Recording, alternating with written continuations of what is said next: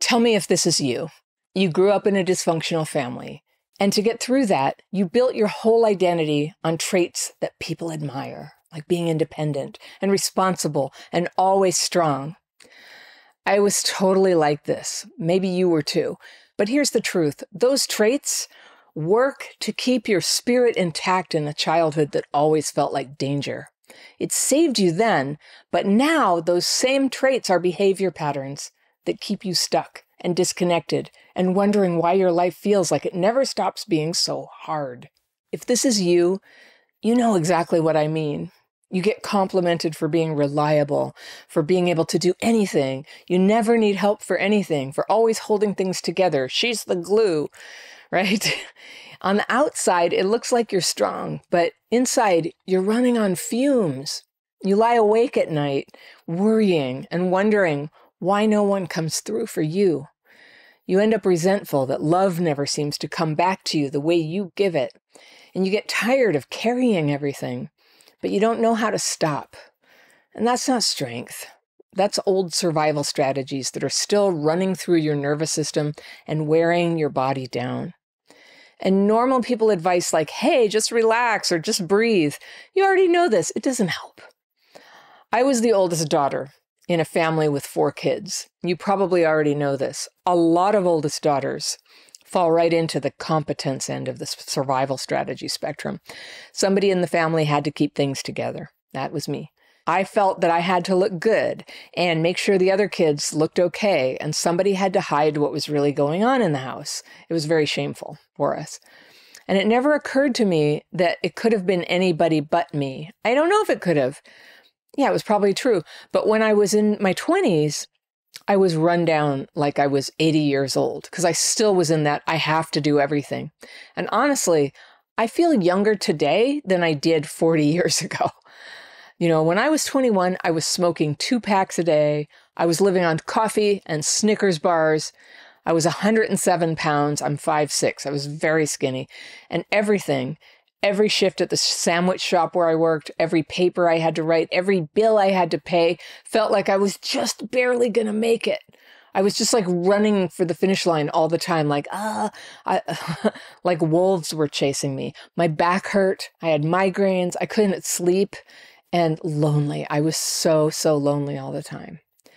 When kids grow up in abuse and neglect, they don't get the chance to just be kids.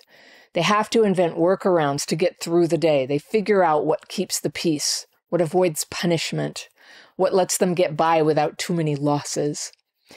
Those workarounds can look completely normal on the outside. Teachers, relatives, neighbors, they might even praise you. You know, they praise kids like, oh, she's so mature, or she's so easygoing, she's so polite. That was totally me. Now, there are upsides, but nobody ever guesses that you're struggling, that you need help. And God knows you don't ask for it. The idea of asking for help used to fill me with shame. You probably know the feeling.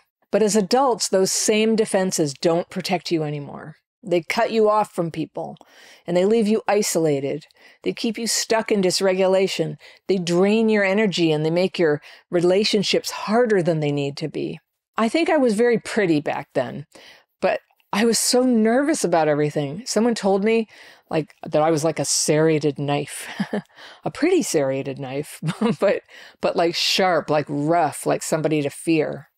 And I know now I had PTSD from all the trauma I went through as a kid. If you want to know what the signs are, that might be what's going on with you as trauma symptoms, take the quiz that I made for you. It's in the top row of the description section below this video. You can click on that and download it for free. But let's talk about survival mechanisms. I want to share these with you because these are what can keep you trapped in your old trauma symptoms. They look normal, but they're just old behaviors that might be blocking you now. All right, number 1. Hyper-independence. You refuse help and you don't let people get close. It made sense if, as a kid, every time you depended on someone, they let you down or they made it worse. So doing everything yourself was safer. But as an adult, this just leaves you alone. And if you see yourself in this, start small. Just ask for one thing and then let yourself sit with the discomfort instead of shutting people out. And just see what happens. Let yourself experience that. All right, number 2 is over-responsibility. You're the one who holds everything together at work, at home, in relationships. You probably did this as a kid because if you didn't, everything around you fell apart. So carrying other people's load was the only way to survive. But now it's burning you out. So try letting one thing drop. Notice that the world doesn't end when you're not the one keeping it together. Sometimes, in fact, other people have the joy and privilege of doing some of the work instead of you doing it all. Number 3 is people pleasing. You avoid conflict by always agreeing, always smoothing things over, anticipating what that might be, what they want. And it looks kind, but it's actually fear of rejection, and it can be manipulative. So you learned early that people might leave you, and you thought the best way to keep this from happening was to make sure no one was upset. In fact, if you grew up in a home where there was mental illness, it was imperative that you did all you could to keep parents from getting upset. So if this is you, practice saying no to something, just a little thing, start small, without over-explaining. Let yourself feel the guilt instead of scrambling to fix it. Just feel it. It's not really that bad. Number 4 is perfectionism. I didn't think I had this, but now I know that I have had it. If mistakes weren't safe in your childhood, like not just because you got punished, but because nobody was minding the shop, if nobody was making sure the tires didn't fall off the car, you maybe learned to overwork, over-prepare, and never hand in anything unless it was flawless. Perfectionism might have protected you then, but now it drives you into burnout and it keeps you isolated from other people and dysregulated. So a way out of this is to deliberately finish something at just good enough level, 70%, and then just leave it. Just experiment with that. That's how you learn that it's actually safe to stop or to not do a perfect job on things. Number 5, numbness. A lot of people think it's impressive that you're calm in a crisis. The truth is your nervous system is in freeze mode, and it's keeping you from fully feeling your emotions. This might have been a blessing when your feelings were overwhelming, you couldn't handle them, or your feelings put you in danger, but numbness keeps you from real intimacy, and it robs you of joy. So change this. You don't have to dive into feelings all at once, Start simply. You can do it privately. Just say out loud what you're feeling in the moment, even if it's just one word. Number 6, workaholism. You bury yourself in work or busyness because it keeps you from having to feel anxious or lonely. Now, people might call it drive or ambition, but it's really avoidance. Avoidance is what it is. So if you're caught up in this, stop for 30 minutes with no phone, no tasks, no distractions, and let yourself see what comes up when you're not constantly doing things. All right, number 7 is avoidance of conflict. You may even pride yourself on being easygoing, but in reality, you're terrified of anger. In your childhood, conflict may have meant violence, abandonment, or humiliation for you. As an adult, avoiding conflict keeps you silenced and disconnected.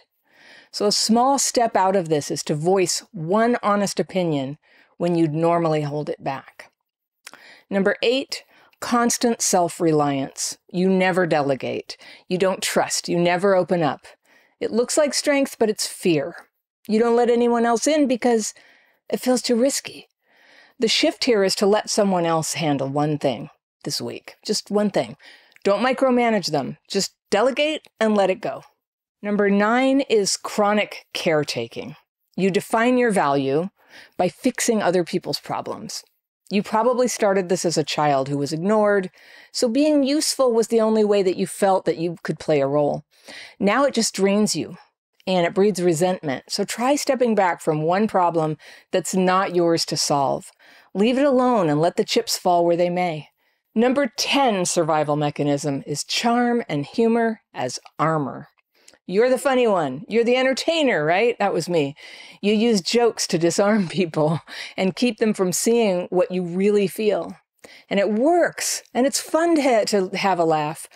But when you're always doing that, it keeps you hidden. So next time you want to cover with humor, try answering seriously instead. Let someone see you, without the mask.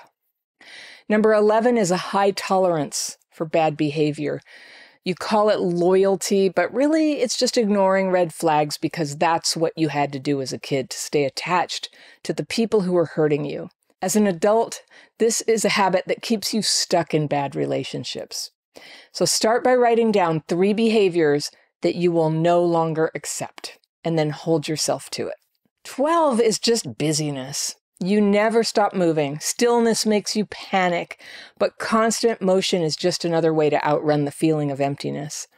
So the strongest thing I ever found to help with this emptiness is a pair of techniques that I call my daily practice. And these are so simple, but so powerful for naming and releasing fearful and resentful thoughts and feelings that are jammed up in your head, blocking out everything. This is a normal symptom of trauma, by the way, and these techniques can very gently relax that symptom and allow more positive, more peaceful feelings to fill up the space inside your mind. Now, you can get that grief, you can get the rage out, you can see what's bothering you and do something practical to resolve it. It's never as much stuff as it feels like when it's all jammed up in your head. I strongly encourage you to try this daily practice. It's saved my life. So I'll put a link to that down in the description section too. Do you see the description section? Some people always say, I don't know what you're talking about. There's just like rows of words there below the video. And if you'll see 2 rows, and those are links that I have for you. You can also click that little word more, and then boop, the whole description section opens up for you. You can see a whole bunch of things that I have to offer you that you might find useful. Some free tools, some paid programs.